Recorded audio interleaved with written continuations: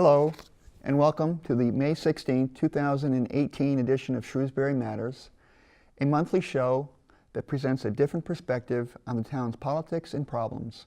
My name is John Lukach. The topics for today's show are listed on slide 1.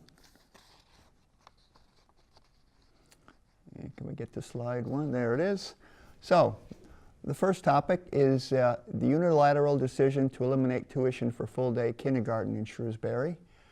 The school committee decided that it would impose an unfunded mandate on the town, and town officials have raised no objections. We'll talk about that in a minute. The second item is the poor decision on where to locate the new elementary school. The building committee appears to have decided to build a new school at the Glavin site, despite the fact that both building and operating costs for a Glavin school will be higher than for one at the Allen property. And then the third topic is my water rate petition article. Earlier this month, the Selectmen finally voted new water rates, but they again failed to correct major inequities in the rate structure. Because the Selectmen continue to refuse to make water rates more equitable, town meeting should vote yes on Article 13 at its annual meeting on May 21st, 2018. Approving this article would give town meeting the authority to review future water rate increases before they can be implemented. So now let's talk about the eliminating the full-day kindergarten tuition. So the school committee has begun implementing a plan to reduce full-day kindergarten tuition, currently $4,000, over the next few years until full-day kindergarten is free.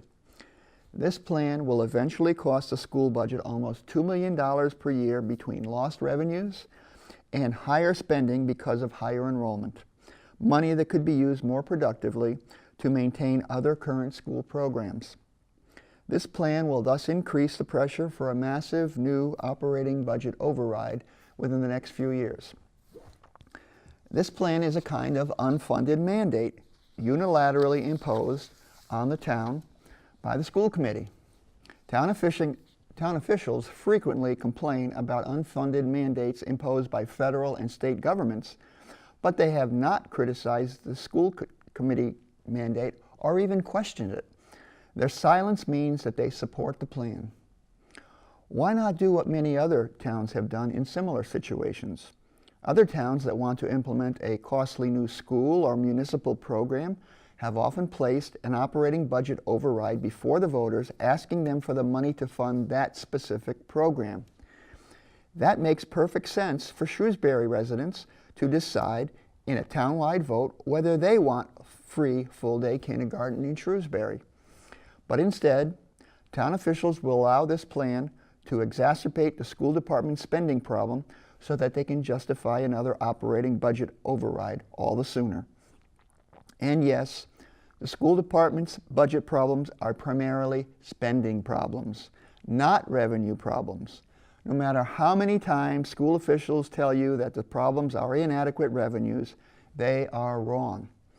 Most of the budget problem would be solved simply by negotiating lower annual salary increases with its employees, but they refuse to make any serious effort in this area. And that's the end of that topic. So now let's talk about the site selection for the new school. And that's the Beale School Replacement Project. Excuse me. It appears that the building committee has decided to go with the Glavin site, but this is a poor decision. Why? Well, first, the engineers have estimated that the school will cost millions more to build at Glavin than at the Allen property. Second, the town will also have to purchase the Glavin site, while it already owns the Allen property. Third, the Glavin site is not as well located for the school population it will serve. And fourth, a school at the Glavin site will therefore have higher operating costs than at the Allen site. These factors should have made the Allen property the obvious choice for the school. So why are they picking the Glavin property? Well, I believe that the Selectmen and other town officials have had a bias against the Allen property from the beginning of the selection process, which is not surprising for the following reasons. First, the Selectmen want to validate their 2002 decision of a previous Board of Selectmen, which strongly recommended the town's purchase of the Allen property for $6 million. If the property is now used for a new school, it would indicate that the purchase of the Allen property was a mistake.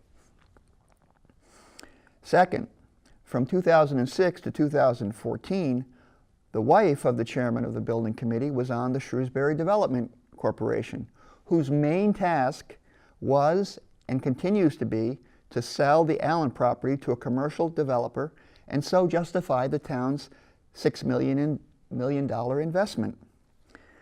Given this bias against selecting the Allen property, isn't it also likely that the chairman influenced the company that performed the site assessments and the cost estimates in favor of Glavin? So the cost differences may even be higher between the two sites. Now, I mean, put yourself in a consultant or an engineer, the company that's doing this work for the town, and ask yourself the question: if there's an initial indication from the chairman of that building committee that you're involved with, saying that they have a preference for a certain site, don't you think they're going to take that into account and maybe adjust their estimates a little bit to make the site that the chairman wants a little more favorable? I think it's entirely possible. So, right now, the Allen property is 61 acres. So the town paid almost $100,000 per acre, and that's an overpayment. And at the time, they said they wanted to keep it out because a 40B development project might be coming in. But of course, buying the property did not stop the 40B developer from developing a 40B project. He just purchased another site, and we still got the development. And now we find out from the engineers on the building project that the Allen property has only 12 to 14 acres that are buildable for a school. Well, it sort of makes sense that if there's only 12 to 14 buildable acres for a school, there can't be that much more available for a commercial development. So today, is a commercial developer going to pay $6 million even, which was the town's cost? It's not likely. I mean, you're talking about, you know, a very small part of the parcel that's developable, that can be developed. So is it worth paying $6 million for it? I don't think so. So if town officials now were to allow the Allen property to be used for the new school, they would again be admitting that they made a mistake in purchasing the property to begin with. It is sad to think that town officials will spend millions more to build and operate a school at Glavin rather than the Allen property, simply because their pride refuses to let them admit they made a mistake purchasing the Allen property 16 years ago. Okay, so let's move to my water rate article, which would have town meeting review and ratify new water rates before they could be implemented. This article is needed because the Selectmen refused to make residential and commercial rates more equitable. So let's put up the slide 2, and we'll stay on this slide for a bit. Let's take, and this slide puts the new rates just recently enacted by the Selectmen. It puts the residential and commercial rates side by side, something that they've avoided doing for obvious reasons, because if you look at these rates side by side, you'll see the obvious inequities in the rates. Any rational person looking at these rates would ask why the rates should be so different. The original and only reason was to meet the state limits on residential per capita consumption back in 2002. But for the last several years, the town has been much lower than the limit, so this reason no longer applies. And there are no other reasons, no other good reasons. Yet the Selectmen continue to refuse to reduce the rate differences. Residential and commercial customers with the same amount of water and the same size water meter get the same product with the same quality, the same service, and the same maintenance. at least the selectmen have never said that any of these are not the same. If there are no differences in product, delivery, service, or maintenance, there is no justification for different rates. So let's look at the different rates in the 0 to 5,000 gallon range. The residential rate is $2.10, but the commercial rate is more than twice as much at $4.75. Again, the selectmen refused to explain the reason for this rate difference, because there is none. Now look at the rates in the 5,000 to 25,000 gallon range. The residential rate is of $5.65 is 40 cents higher than the commercial rate of $5.25. Why the difference? Do residential customers get better water or different service to justify this rate difference? Of course not. Do the selectmen think that all residential customers in this consumption range waste water and so should be penalized with higher rates? Let them say so and let them provide proof. If they can't, they should make the residential and commercial rates in the 5,000 to 25,000 gallon range, make them equal. Finally, let's look at the rates in the 25,000 to 60,000 gallon range. The residential rate of $8.66 is $2.81 higher than the commercial rate of $5.85. How has the manager justified this large difference? He claimed that commercial customers are, quote, prudential, unquote, in their water use, meaning that they don't waste water, and implying that residential customers in this consumption range are wasteful. But again, he provided no proof for this claim. Without proof of widespread waste or differences in service levels, rates should be equal. So, let's now go on to slide 3. And what I wanted to show you is that people in the 25 to 60,000 gallon range have perfectly legitimate needs for water in that range and should not be penalized. So if you look at this slide, you will see that the negative effects of the selectmen's new rates on the water bills, now these are the water bills of larger residential households of 6, 7, and 8 persons. So a person, household with 6 people in it, using the state guideline of 65 gallons per person per day, would consume 35,000 gallons per quarter. And as you can see, their water bill would be higher by $22.85, or 11% more. If you take a household with 7 people and then a household with 8 people, you'll see that that difference continues to increase until it's 20% more. So in other words, at 47,000 gallons, a family that would have legitimate needs for 47,000 gallons of water would have to pay $334.02 per quarter, but a commercial customer using the same amount of water would only have to pay $277.45, a difference of $56.57. So, are all residential customers who consume these amounts wasting water? Of course not. So the difference between residential and commercial rates in this consumption range should be reduced unless the selectmen can provide good reason for the rate difference. And so far, they have never provided any justification for any of these or prior rates. So, what would a more equitable and fair rate structure look like? Well, let's go to slide 4. Slide 4 shows an alternate rate structure that I developed. What some town officials would like you to believe, creating different rate structures, despite what some town officials would like you to believe, creating different rate structures that generate the necessary revenues is an easy task.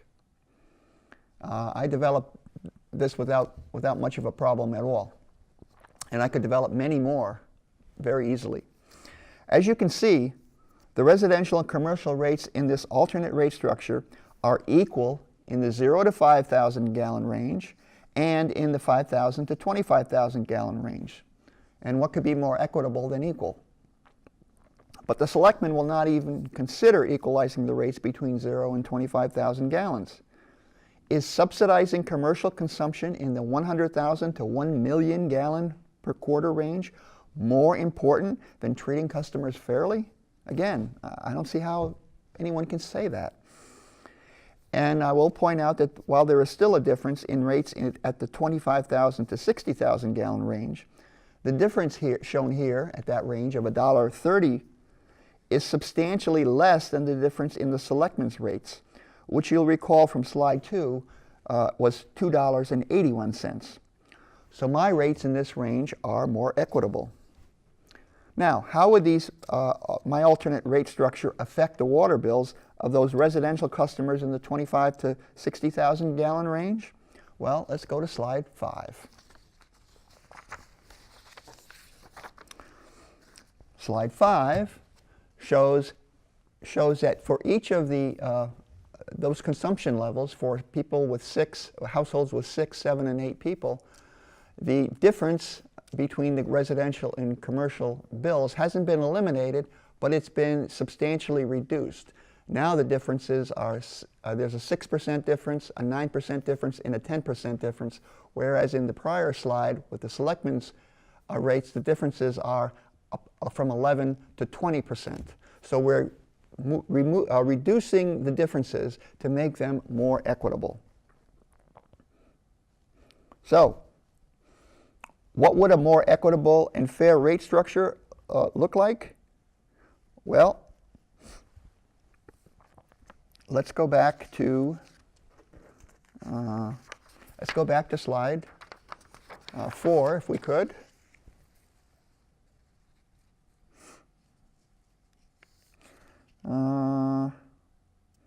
I take that back. Let's hold on a second. So I just want to say that if equal rates are best, why not make residential and commercial rates and water bills equal in the 25 to 60,000 gallon range, right? We could do that. We can easily develop another alternate rate structure which does that too. And that's what I've done. I've developed, as I said, several. I actually developed some of them back a year and a half ago and gave them to the Selectmen, and they basically ignored them. Now, I don't claim that I know what the most equitable water rate structure would be. That's up to, I think, town meeting to determine. I merely am pointing out that there are more equitable rate structures than the Selectmen's rates. If my article is approved, town meeting would be able to review several alternate rate structures to determine which one is the most equitable and fairest to all ratepayers. If it's the Selectmen's rate, well, okay, fine, then they could just vote the Selectmen's water rate structure at that meeting. If, on the other hand, the majority of town meeting members think that another alternate rate structure is more equitable for the majority of the ratepayers, well, then they could reject the Selectmen's rates. The Selectmen would go back, take the discussion at the town meeting into account, and revise their rates to something that's more acceptable to town meeting. It's not a difficult process, and it's not something that would take a lot of time or be time-consuming. It's relatively easy. So, some people might ask, well, if you want to make rates equal, why don't you equalize them in the 25,000 to 60,000 gallon range as well? Well, we can do that, and I have done that. So if we go to slide 6, okay, so this is the, make sure I have the right one here. Okay, yeah. This is the second rate alternative, and as you can see, the residential and commercial rates are equal from 0 to 5,000 gallons. They're equal from 5,000 to 25,000 gallons, and now they're equal to from 25 to 50,000 gallons. The now rates, I reduced the residential rate from $8 down to $6.70. It's now equal to the commercial rate.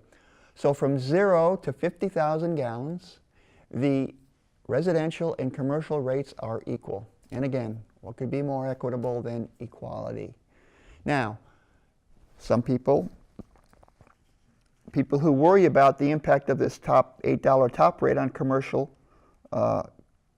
customers, I had to increase the commercial rate at above 50,000 gallons because in order to generate the needed revenue.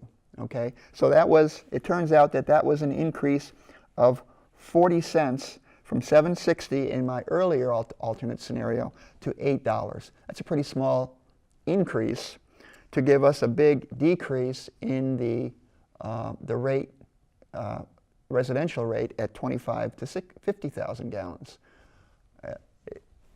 That should not be a big problem. And people who worry about the impact of this $8 top rate on commercial customers should know two things. This $8 rate would still be lower than the top commercial rate of most towns in our region. And two, unlike some other towns in our region, Shrewsbury does not have a higher commercial property tax rate than its residential property tax rate. Therefore, this $8 top commercial rate would not make Shrewsbury unattractive to commercial developers relative to neighboring towns. It just makes no sense to penalize residential customers when commercial customers are continuing to be subsidized so heavily by the town in terms of its water rates. And when Shrewsbury has a unitary property tax rate, unlike many other towns. So, you know, if we're not getting commercial development in Shrewsbury, it's not because our property taxes are too high for commercial properties, and the water rates aren't too high for commercial properties. They're much lower. There are other reasons that the selectmen, you know, also should be accountable for, but that's for another show.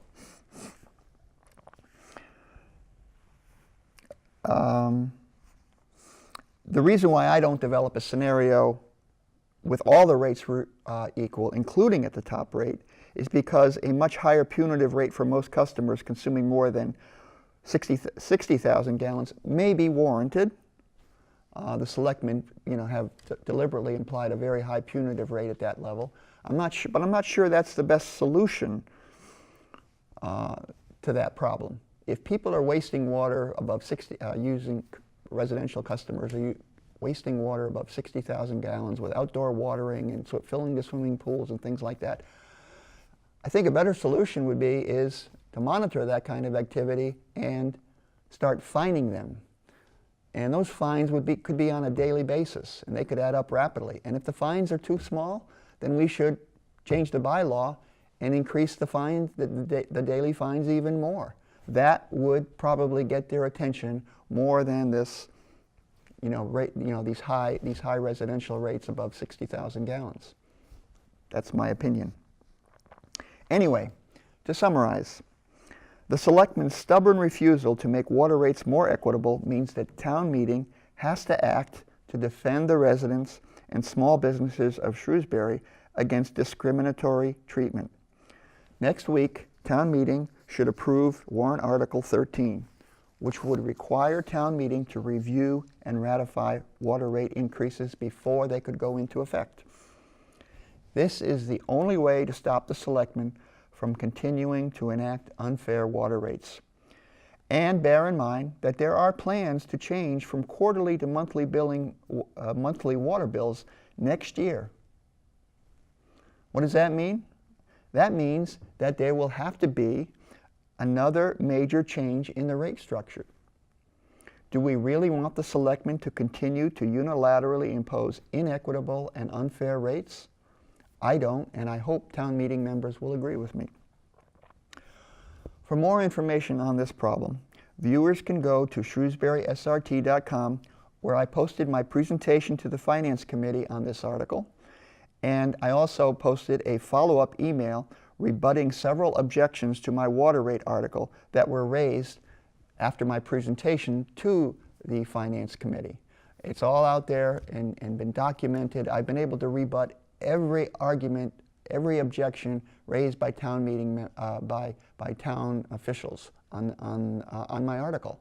And they have yet to come up with any concrete evidence that justifies these different rates.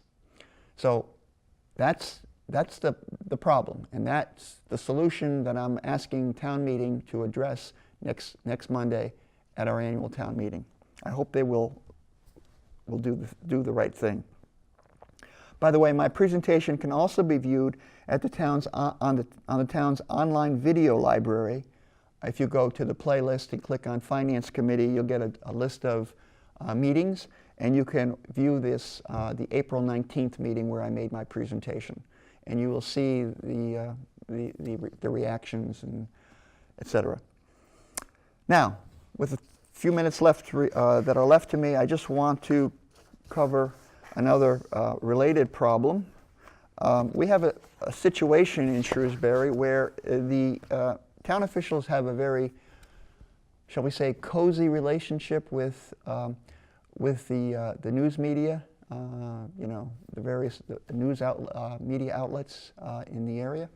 And so I had a unfortunate situation. I've had an issue with this, with one newspaper, the Community Advocate, back in 2016, when I last presented my article, water rate article, to town meeting. After the meeting, the Community Advocate reporter completely came up with all kinds of factual errors about what I had said at the meeting and what I was asking for. So I sent a letter to them and asking them to print it. Initially they said they would, and then they changed their minds, and it took several days for me to finally get them to agree to print an edited version of my letter. Well, so I tried again this year. A while ago, I sent a letter to the Community Advocate again outlining why I thought my water rate article should be approved. I waited a few days and checked to say, well, I'd like to know if you're going to print the letter. And the publisher wrote me back and said, we're sorry, we have already printed your views on this article. And I said, so I wrote him back and I says, no, you didn't. You only, my letter back in 18 months ago only covered the areas where I was correcting the errors of your reporter. It didn't cover all of the points. And there are new points now, like the point being that the Selectmen went through a very poor planning process for estimating their revenues and developing the new rates. It took them 8 months and 3 different versions of the rates before they finally settled on a rate structure which is still unfair and inequitable. And yet the publisher of the Community Advocate has decided he's not printing these because, and as far as I'm concerned, the reason, whatever his reasons are, I believe the reasons are he doesn't want to upset, local politicians, and he doesn't want to put a lot of controversy into his newspaper. So, I mean, I wonder if you can really call it a newspaper anymore, or it's just some advertising magazine. So anyway, that's about it. People should be aware that there are a lot of the media outlets are going to just parrot whatever the Selectmen and the school committee says when it comes to Shrewsbury problems, and it's just unfortunate. And you have to be able to filter that out and understand what the real issues are. So I want to thank you all for listening, and see you next month. Good night.